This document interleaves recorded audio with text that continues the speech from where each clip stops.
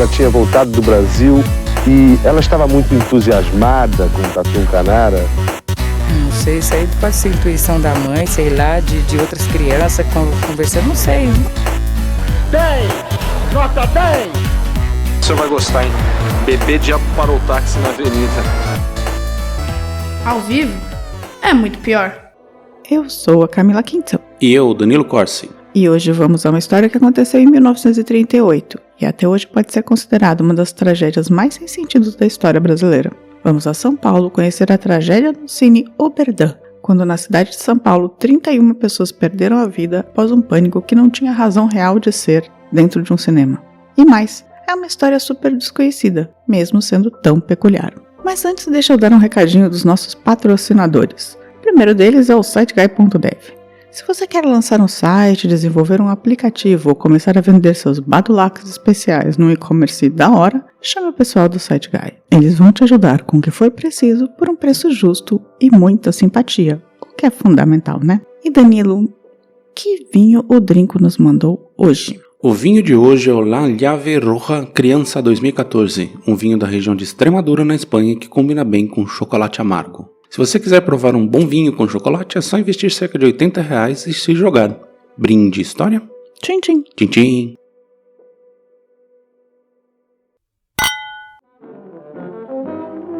Nada além de uma ilusão. Chega bem e é demais para o meu coração. Bem, para começar, já vale dizer que talvez esse episódio fique um pouco menor, já que as pesquisas sobre o Cine Oberdan foram bem difíceis. E eu nunca tinha ouvido nem falar nessa tragédia, então imagino que vocês também não. Mas vamos lá.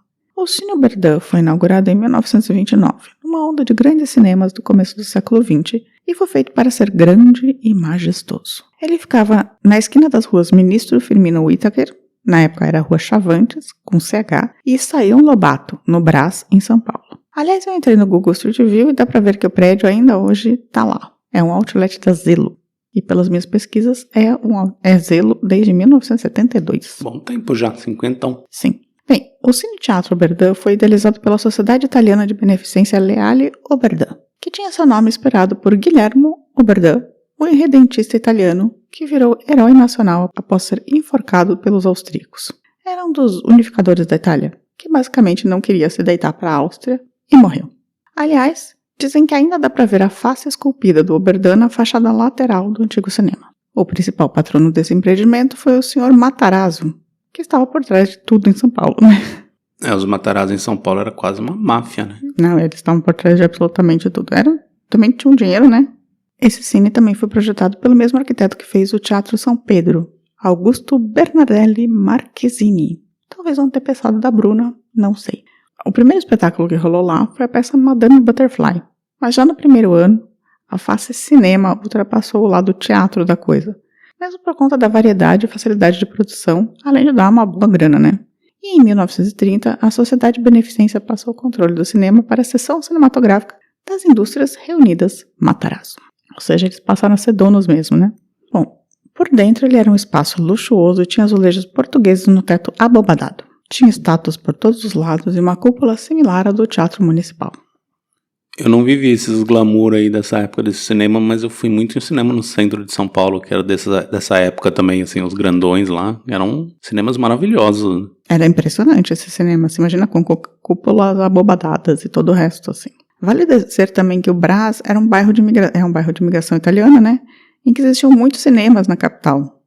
Enfim, mas o Cine Oberdan foi funcionando muito bem entre 1929 e 1938, até que a tragédia aconteceu. Eu diria que essa, junto com a tragédia do Gran Circo Americano, que a gente já contou aqui, foram as grandes tragédias infantis do século XX no Brasil. Na matinê do dia 10 de abril de 1938, a sala estava quase lotada, boa parte por crianças, que assistiam a um filme chamado Criminosos no Ar. Parece um nome bem infantil, né? Enfim, esse filme é uma aventura de 1937, com Charles Kigley, Rosalind Keith e Rita Hayworth. Vou ler aqui a sinopse do site Filminal para vocês. O agente secreto Mark Owens, Charles Kigley, é enviado para auxiliar a patrulha de fronteira em uma missão contra uma quadrilha de traficantes na cidade de Hernández. disfarçado, Owens é contratado como piloto da Honeymoon Express, uma empresa especializada em transporte de recém-casados que atua na fronteira do México, mas que na verdade é uma fachada para uma grande atividade de contrabando. É um filme bem infantil mesmo. Criminosos no ar. Sei lá, em 1938 podia ser. As crianças daquela época vai saber, né? Bem, a primeira explicação para o que aconteceu foi que alguém, já mais para o final do filme, durante uma cena em que 2 aviões se chocam em pleno voo, grita fogo. Isso por conta do choque dos aviões. E esse foi o grito que começou a tragédia. Começou então uma correria sem sentido que tomou conta da sala. E não é que fosse uma salinha, era uma sala de 1.600 lugares que estava praticamente lotada, segundo relatos. Tinham sido vendidos 1.500 ingressos. Li em outro lugar que tinham 1.900 lugares. Mas fica aí, né? Entre 1.500 e 1.900 lugares.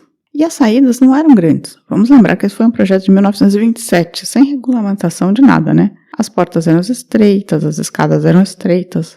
Enfim, para sair dessa sala existiam essas 2 pequenas portas que desembocavam em 2 escadarias relativamente estreitas, né? Num dos relatos, as portas a princípio estavam trancadas para ninguém entrar durante o filme, o que piorou tudo. E todo mundo saiu correndo, não salve-se quem puder. Com isso, adultos e crianças misturadas, muitas crianças caíram e foram literalmente pisoteadas. Há também relatos que contam que a maior parte das crianças e adolescentes que morreram foram sufocadas por conta daquela porta fechada, né? Todo mundo pressionou essas pessoas contra a porta e essas pessoas acabaram falecendo.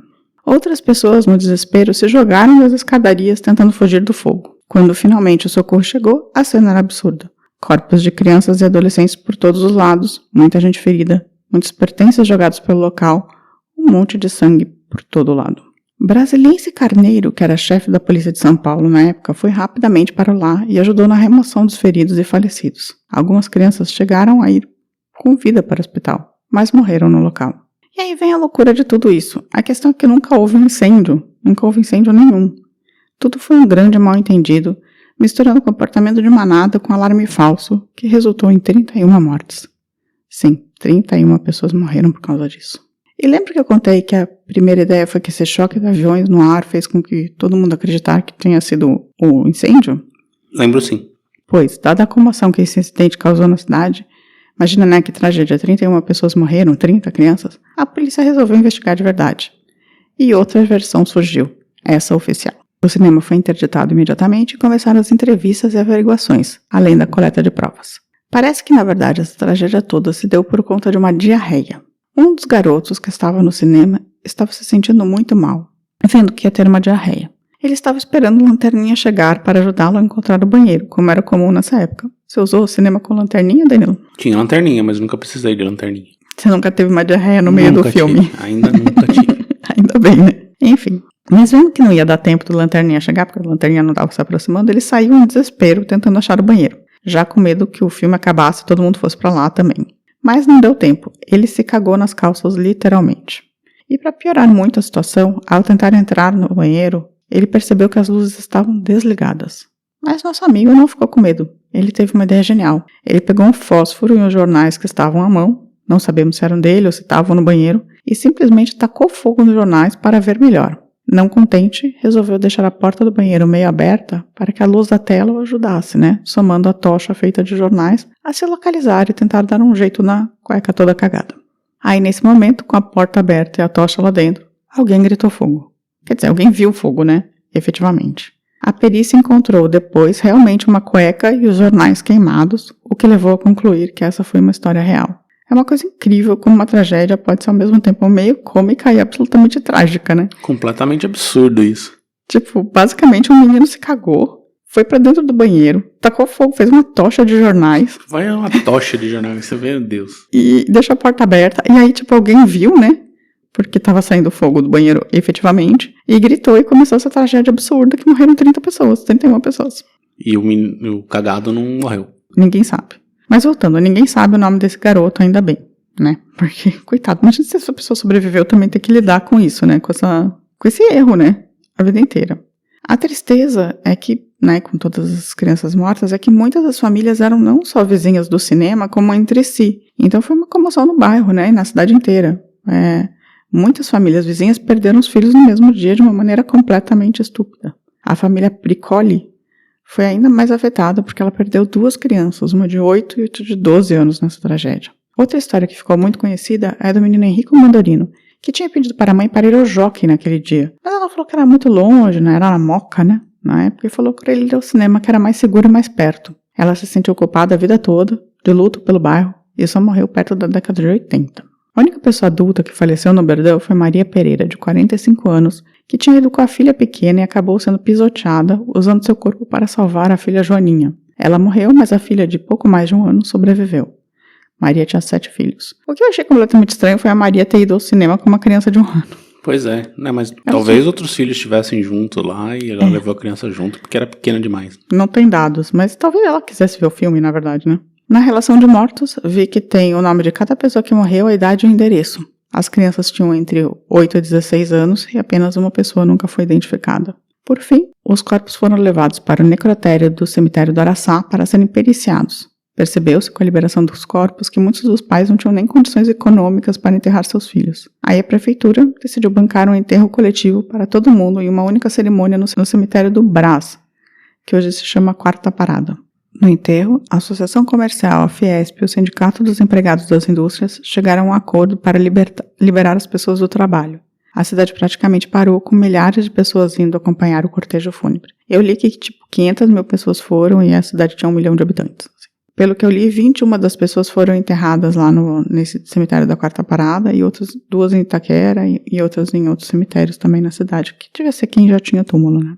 Agora eu vou ler para você a lista de vítimas dessa tragédia absurda, em ordem alfabética. Adelino Fontes, de 15 anos, Antônio de la Páscoa, de 10, Antônio Bonifácio, de 13, Aparecido Bertolato, de 15, Armando Alegre, de 15, Armando Vavá, de 8, Henrico Mandorina, que a gente não sabe quantos anos tinha, Ferdinando Machado, de 14, Francisco Trento, de 13, Jaime Salinas Gonçalves, de 10, João Fontes, também dados desconhecidos, Joaquim de Souza, 13, José, que também a gente não sabe o sobrenome, de 14, José Moreno, de 11, Maria Pereira, de 45, que é a única adulta, Miguel da Conceição, de 16, Miguel, de 12, Miguel Garcia, de 13, Milton Casares, de 12, Nelson Paulo Souza, de 10, Nicola Del Pozo, de 12, Orlando, que tinha 11, Placídio Rubinho, de 9, Rubens, que tinha 14, Salvador Arungo, de 11, Valdemar Silva, de 11, Valdomiro Lima, de 12, Walter Pricoli e seu irmão Pedro Pricoli, de 12 e 8, Valtoir Gonçalves, de 17, e uma vítima desconhecida que ninguém nunca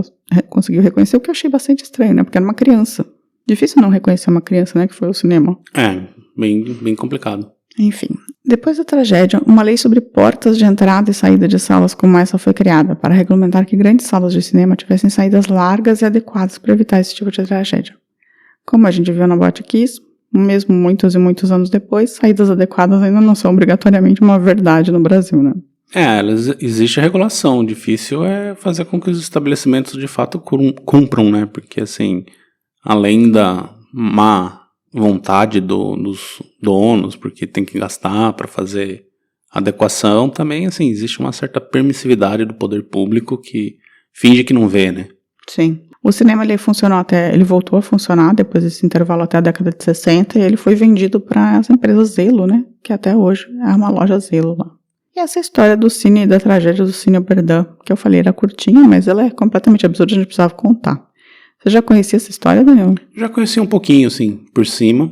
Inclusive eu tinha até citado para você essa história do Cine Oberdan. Tá bom, eu roubei a pauta dele. Mas sabia por cima, assim, não sabia todos os detalhes. Só sabia da existência, achei o caso curiosíssimo, que eu nunca tinha ouvido falar até então, e continua sendo um absurdo o que aconteceu. Foi um absurdo completo, assim. Tudo foi um absurdo, assim. As pessoas, elas tiveram um comportamento que é normal dentro do cinema, porque, assim, cinemas antigamente tinham vários incêndios, ou princípios de incêndio em cinemas, né?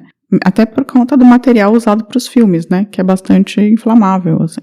E as pessoas fumavam também, né? Na sala na cabine de projeção, as pessoas fumavam no cinema e tal. Então, assim, tinha bastante pequenos incêndios em cinemas, era uma coisa absolutamente normal, assim. E as pessoas tinham medo de incêndio em cinema por conta do ambiente, né? Que é essa coisa escura, né? É difícil de você se localizar e tal. Então, eu imagino que a reação das pessoas ao grito de fogo tenha sido absolutamente normal. O problema é o que causou isso, assim, um menino com diarreia, fazendo uma tocha de jornais. Pois assim. É completamente absurdo o negócio. É uma história que ela é cômica, se não fosse o final dela, assim. Porque se ninguém tivesse morrendo, era a história mais absurda e engraçada do planeta. Todo mundo saiu correndo porque uma pessoa teve diarreia e Gritaram fogo. E gritaram fogo. Por outro lado, né, como foi horrível, foi uma tragédia terrível. Sim, uma sessão de cinema comum acabar com 31 mortos porque, enfim, alguém teve dor de barriga é absurdo. Então, eu acho que esse é um caso daqueles, tipo, tinha que acontecer, sabe? Tipo, sabe aquela coisa que é tão absurdo que parece que foi tipo, do destino mesmo, assim. Tão curioso, porque se essa história fosse um filme, ninguém ia botar uma fé, assim. Ninguém ia botar uma fé. O roteirista aí viajou, hein? Nossa, a morte da pessoa se deu porque alguém teve diarreia e acendeu uma tocha no banheiro e deixou a porta aberta, então todo mundo viu. Enfim, é isso. E essa foi a história do Cine Oberdan. Pausa uns recadinhos? Sim. O incêndio é o seguinte, eu fui no Oberdan, mas eu cheguei lá, eram umas 2h15. Aí eu perguntei pro porteiro, a ensérie já faz uns 15 minutos que tem a ensérie. Eu falei, então não vou. Eu não vou entrar. E eu tava sozinho. E eu saí dali e fui até, não sei se ela conheceu, talvez a senhora conheceu, o Cine Universo. Depois que eu saí de lá, quando eu vinha descendo a Rua Bressa, é que a gente soube da catástrofe, lá, do que houve lá no cinema.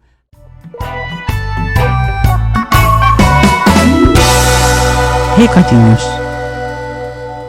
Danilo, se alguém quiser contar pra gente que teve uma diarreia no cinema e resolveu acender uma tocha com jornais, como faz?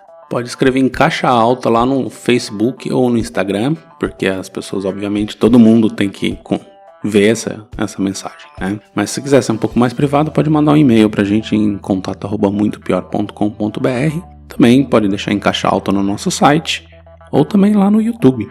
Estamos por lá. E também no Twitter, né? Já falei do Twitter, acho. Não falou do Twitter. Então também, pode twittar em caixa alta marcando a gente. Twittar em caixa alta. E agora dá pra deixar recado no Spotify também. No Spotify também. Bem, agora vamos aos recadinhos. Bem, a Maria Chaves, no acidente de trem de Itaquera, falou que se lembra do acidente. Ela tinha 18 anos e tinha acabado de chegar em São Paulo. E esse acidente aconteceu na frente da casa da tia dela, que dava pra ver tudo de lá. Olha só, testemunho ocular. Ela falou que ficou indignada em saber que as pessoas não foram indenizadas, sendo provado que a empresa de trem estava errada.